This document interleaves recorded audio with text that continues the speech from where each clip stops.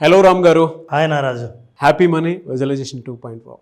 డబ్బు అనేటువంటిది పొందే అర్హతని మనం ఏ విధంగా సంపాదించుకోవాలని, అది ఎలా నిలబడుతుంది మన దగ్గర, అర్హత అనేది అంటే ఏ స్కిల్ త్రూ మనం డెవలప్ చేసుకోవాల్సిన అవసరం ఉంది. నారాజు, అందరికీ డబ్బు కానీ సంపద కానీ సమృద్ధి కానీ పొందాలన్న కోరిక ఉంటుంది, కానీ కోరికకు తగిన అర్హత ఉందా లేదా అని ఎవరు ఆలోచించరు. అసలు అర్హత అనేది ఎట్లా నిర్ణయిస్తాము? అర్హతను ఎట్లా సంపాదిస్తాము? నాకున్న అర్హత ఏంటి అనేది ఎలా టెస్ట్ చేస్తాము? పోనీ ఉన్న అర్హత ఏదైనా సరే నేను ఎలా పెంచుకోగలను? నేనేమన్నా అంటే మీకు ఎంత అర్హత ఉందో అంతటితో ఉండండి అని చెప్పలే, పెంచుకోవచ్చు. కానీ ఎంత ఉందో తెలిస్తే కదా నేను ఎంత పెంచుకోవాలో తెలుస్తుంది.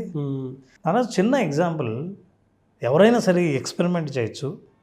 మీ ఇంట్లో ఎవరైనా పిల్లలు ఉంటే పిల్లలతో ఊరికే చెప్పండి, బయట పాల ప్యాకెట్ కాదు, మన ఇంట్లో పాలు లేవు, పాలు తీసుకురమ్మని చెప్పండి.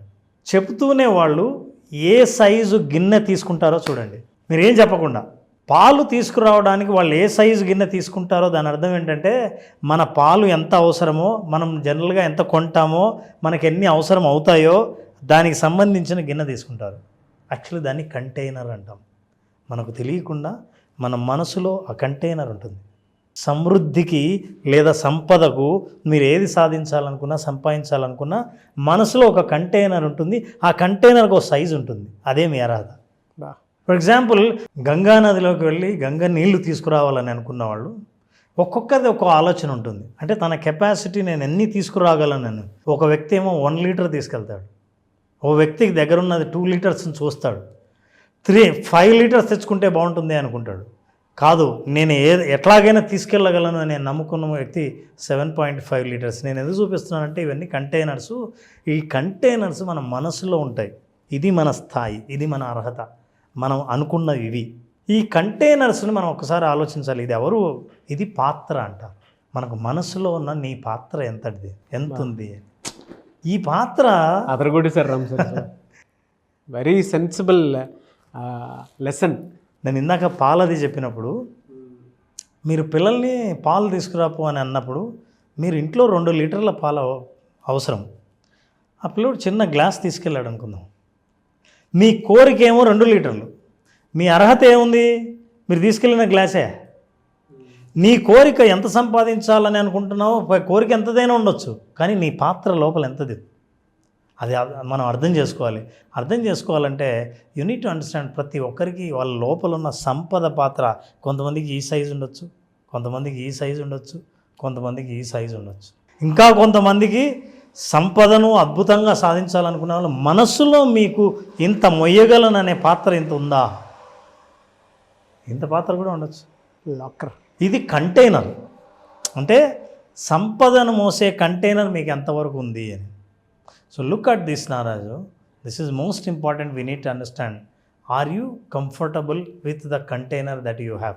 ఇప్పుడు మనం ఆలోచించాల్సింది ఏంటంటే, నాకు సంపద కావాలి, నాకు ఇంత బ్యాలెన్స్ ఉండాలి, నేను ఇంత సంపాదించాలనుకుంటున్నాను, ఈ స్థాయి రీచ్ అవుదాం అనుకుంటున్నాను, నేను ఫైనాన్షియల్లీ ఇండిపెండెంట్.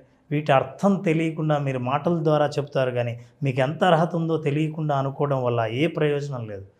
వాళ్ళకి ఉపయోగపడేటట్టు మనం చేస్తున్నది ఏంటంటే, ఈ ప్రశ్న వేసుకోండి, ఏంటి ఇప్పుడున్న మీ కంటైనర్తో తృప్తిగా ఉన్నారా? ఈ పాత్ర విషయంలో నారాజు, ప్రాంతాన్ని బట్టి ఒక్కో రకంగా ఒక్కొక్కరు ఆలోచిస్తారు. ఫర్ ఎగ్జాంపుల్, మీరు అమెరికా ప్రజల్ని రీసెర్చ్ చేసింటే ఏం చెప్పారంటే, ఏమండి నా పాత్ర పెద్దది చేసుకోవాలంటే ఎలా అని అడిగారు. అంటే నా కంటైనర్ని, నేను ఎక్కువ సంపదను డబ్బును మోయటానికి నా పాత్రను పెద్దది ఎలా చేయాలి? మన ఇండియాలో అడిగితే ఏం చెప్పారు తెలుసా? ఏమండి నా ఉన్న పాత్ర అంతే, ఉన్న పాత్రతోనే ఆనందంగా ఎలా ఉండాలండి అని అడిగారు. జపాన్లో ఏమన్నారు తెలుసా? ఏమండి పాత్ర ఉంటూ ఇంకా మెల్లిగా తగ్గించుకుంటూ అదే ఆనందాన్ని ఎలా పొందాలి అని అడిగారు. హ్యాపీనెస్ అట్లే ఉండాలి, నా పాత్ర సైజు పెరగక్కర్లేదు. ఎందుకంటే పాత్ర పెద్దది అయ్యే కొద్దీ నన్ను నింపాల్సిన బాధ్యత కూడా ఉంది కదా నాకు. ఒక్కో ప్రాంతంలో సంతోషము, మనీకి సంబంధించిన సంబంధాన్ని ఒక్కో రకంగా ఆలోచిస్తున్నారు. ఇప్పుడు ఈ ప్రశ్న వేసుకోండి, మీరు ఆర్ యూ కంఫర్టబుల్? అంటే మీరు ఉన్నది సరిపోతుందా? లేదండి అందరికీ ఎక్కువ ఉంది, నాకు కూడా కావాలి అని అనుకోవడం వల్ల ప్రయోజనం లేదు. అందుకే do you want bigger container? పెద్దది కావాలా పాత్ర? అయితే how big the container should be. నీకు ఆ క్లారిటీ ఉందా? నీ పాత్ర ఎంత పెద్దది ఉండాలి? మీ పాత్ర లోపల ఎంత ఉంది అనేటువంటిది ఆలోచించుకోవాల్సినటువంటి అవసరం ఉంది. ఆ బిగ్గర్ని ఎలా రీథింక్ చేయాలి సార్? అసలు నారాజు నువ్వు పాత్ర అంటుంటే నాకు ఒకటి గుర్తొచ్చింది. అక్షయ పాత్ర అని అందరూ వినే ఉంటారు. అక్షయ పాత్రకు ఒక స్టోరీ ఉంది. అంటే అర్హత గురించి మనం మాట్లాడుతున్నాం కదా, అక్షయ పాత్ర గురించి ఖచ్చితంగా తెలుసుకోవాలి. సూర్య భగవానుడు ప్రార్థిస్తే ధర్మరాజుకు అక్షయ పాత్రను ప్రదానం చేశాడు. ఎప్పుడు? పాండవులు వనవాసంలో ఉన్నప్పుడు. వనవాసంలో 14 ఏళ్ళు పాండవులు ఉంటే ఈ పాండవుల్ని చూడ్డానికి చాలామంది ఋషులు, మునులు, అతిథులు వచ్చేవాళ్ళు. మరి వాళ్ళందరికీ ఎక్కడి నుంచి వండి పెట్టాలి? అడవిలో ఎక్కడ వండి పెట్టాలి? మా అర్హత ఏంది? మా పాత్ర ఎక్కడ? మా రాజ్యం ఎక్కడుంది? కానీ అతిథిని సత్కరించాలి, ఏం చేయాలో తెలియదు. ధర్మరాజు ప్రార్థిస్తే సూర్య భగవానుడు అక్షయ పాత్ర ఇచ్చాడు. అక్షయ పాత్ర ధర్మరాజు ఏం చేశాడు? ద్రౌపదికి ఇచ్చాడు. అయితే సూర్యుడు ఒక వరం ఇచ్చాడు. ఏంటంటే మీరు ఎంత వండినా సరే ఈ పాత్రలో వేస్తే ఈ పాత్ర నుంచి మీరు వడ్డిస్తుంటే వడ్డించినంత వరకు అయిపోదు, ఈ పాత్రలో ఉంటుంది. ఇది నువ్వు సాధించావు కదా అర్హత. లిమిటేషన్ చూడండి ఏం పెట్టాడో. ప్రతి వరానికి లిమిటేషన్ ఉంటుంది, ఇది అర్థం చేసుకోవాలి. మీరు ఏదో సంపాదించాలని అనుకుంటే సంపాదించగలమని అనుకుంటాం, కానీ లిమిటేషన్ ఎక్కడుందో అర్థం చేసుకోవాలి. సూర్యుడు ఏం చెప్పాడంటే నియమం, మీరు వడ్డిస్తుంటే ఎంతమందికైనా వడ్డించవచ్చు, ఎంతమంది అతిథులకైనా వడ్డించండి. అయితే ద్రౌపది భోంచేసిందా ఆ తర్వాత ఎవరికి ఉండదు, ఖాళీ. మీరు వడ్డించాలన్నా ఉండదు. ద్రౌపది ఎప్పుడు భోంచేస్తుంది? పాండవులందరూ భోంచేసిన తర్వాత ద్రౌపది భోంచేస్తుంది. అంటే ఏంటి? ముందు మీరు అందరు అతిథులు ఎంతమంది వస్తారో అంతమంది మీరు ఎదురు చూడాలి. గబుక్కున మీరు తిన్నారా? ద్రౌపది తింటుంది. ద్రౌపది తింటుందా? పాత్ర పనిచేయదు. అంటే నువ్వు ఎక్కువ కావాలనుకుంటే భగవంతుడు కూడా నీకు లిమిటేషన్ పెడతాడు. నీ పాత్రకి ఎక్కడ ఆగిపోతుందో చెప్తాడు. నువ్వు అర్థం లేకుండా నా పాత్ర పెద్దది కావాలని, నా అర్హత ఎంత ఉందో తెలియకుండా నువ్వు అడగకూడదు.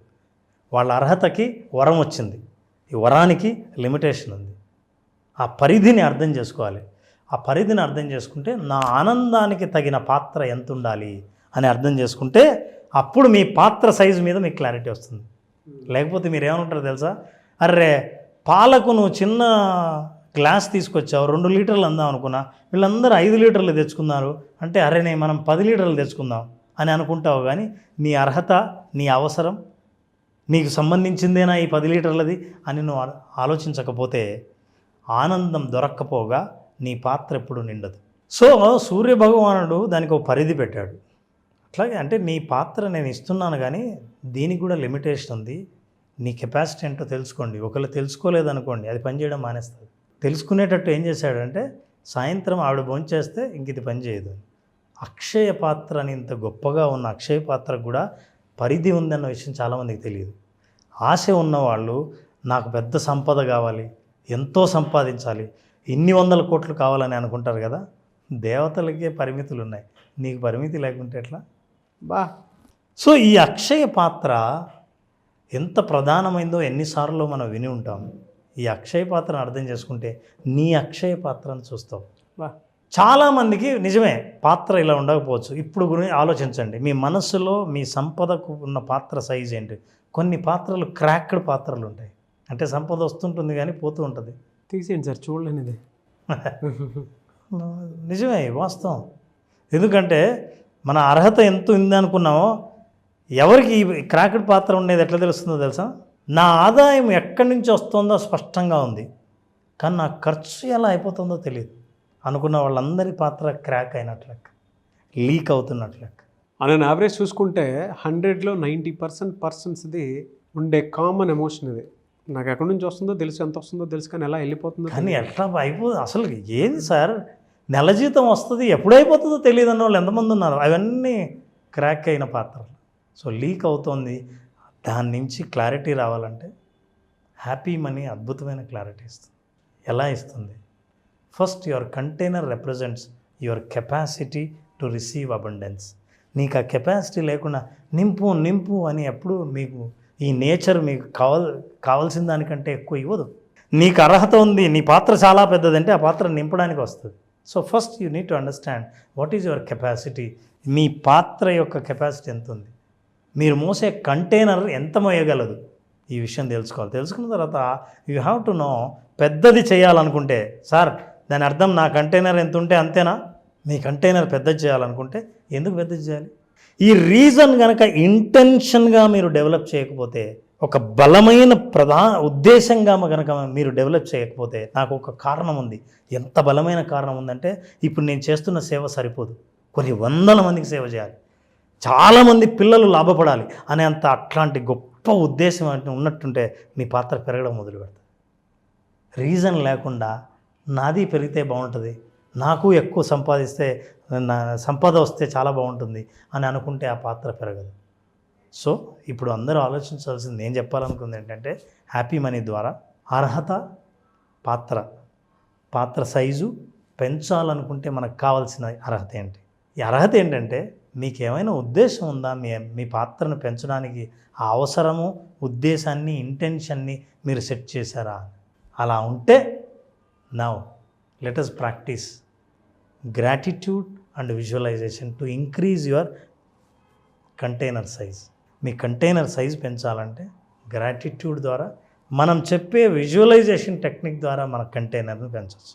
అది అర్థం చేసుకోవాలంటే 9వ తేదీ ఆగస్టున జరిగే అద్భుతమైన హ్యాపీ మనీ అనే 5 రోజుల ప్రోగ్రాం అటెండ్ అయినప్పుడు అసలు ఎవరి కంటైనర్ సైజు ఎంత ఉందో వాళ్ళకి స్పష్టంగా అర్థమవుతుంది.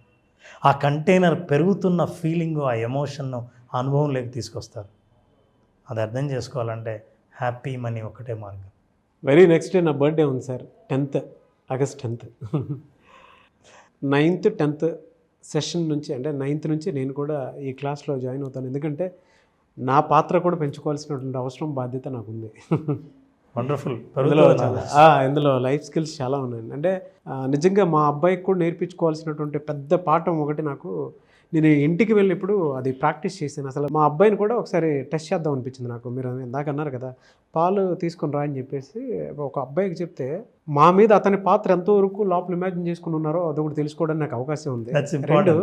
రెండు కరెక్ట్, నా అర్హతని ఎలా క్యాలిక్యులేట్ చేశాడు మావాడు అనేది తెలియకుండానే మనకి తెలుస్తుంది. మూడోది, ఇందులో నేను ఎంతవరకు ఇంకా వెళ్ళాల్సినటువంటి అవసరం, బాధ్యత ఉందనేటువంటి విషయం కూడా నాకు తెలుస్తుంది. నేను ఒక్కనే కాదు సార్, ప్రతి ఆడియన్ కనెక్ట్ అవ్వడానికి ఉండేటువంటి కామన్ ఎమోషన్ పిల్లలు మనల్ని డిసైడ్ చేసేస్తారు. అవును, వాళ్ళ ఆలోచన స్థాయితోటి. ఎందుకంటే మన అర్హతల దగ్గర నుంచి చూసేది వాళ్ళే. ఎస్ మనం ఎంతవరకు వెళ్తాము ఏంటి అనేటువంటి దాని మీద mesmerising content, no doubt. So eagerly waiting for this. నేనైతే 5 days సెషన్లో నేను కూడా ఉంటానండి. Most welcome Nagaraju. Thank you sir, thank you sir. But పద్ధతిగానే వస్తాను, ఫీజు పే చేసి వస్తాను. దీంతో పాటు అటెండ్ అయ్యే వాళ్ళందరి పాత్ర సైజు పెరగడానికి కావాల్సిన అర్హత సంపాదించాలని కోరుకుంటాను. డెఫినెట్గా సార్. థ్యాంక్ యూ అన్న, thank you so much Ram garu. Thank you Nagaraju.